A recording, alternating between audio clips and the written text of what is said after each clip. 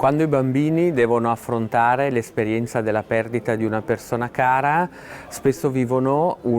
emozioni molto intense, molto profonde e hanno bisogno che gli adulti sappiano offrire loro relazioni e parole per costruire significati intorno a ciò che è successo. Gli adulti spesso fanno molta fatica ad aiutare i bambini ad attraversare la perdita e ad elaborare un lutto, sia perché essi stessi sono addolorati, sono travolti,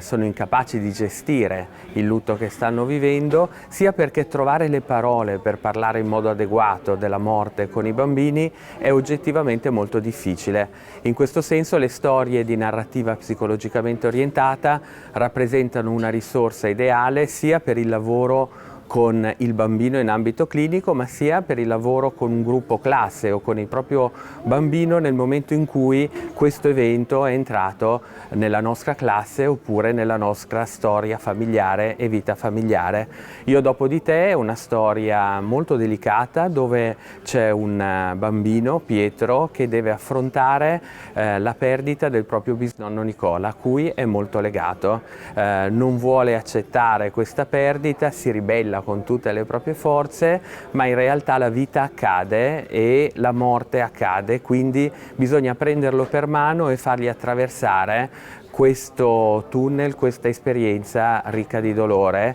ma anche ricca di significato. La storia propone ai bambini un percorso che dà parole al dolore, ma costruisce anche il significato del passaggio tra la vita e la morte. In realtà insegna ad amare in assenza dopo che si è amato molto in presenza nel corso della vita e apre alla dimensione della speranza e soprattutto alla dimensione del ricordo. La morte non è una fine per sempre, la morte è una fine nella relazione in presenza, ma è la possibilità di continuare a conservare i significati dentro alla nostra mente, dentro al nostro cuore, che rappresentano anche il significato della relazione che abbiamo avuto con la persona che non c'è più. Io dopo di te in realtà è una storia che aiuta i bambini ad elaborare il lutto, ma soprattutto aiuta gli adulti a far sì che questo percorso possa essere fatto dai bambini.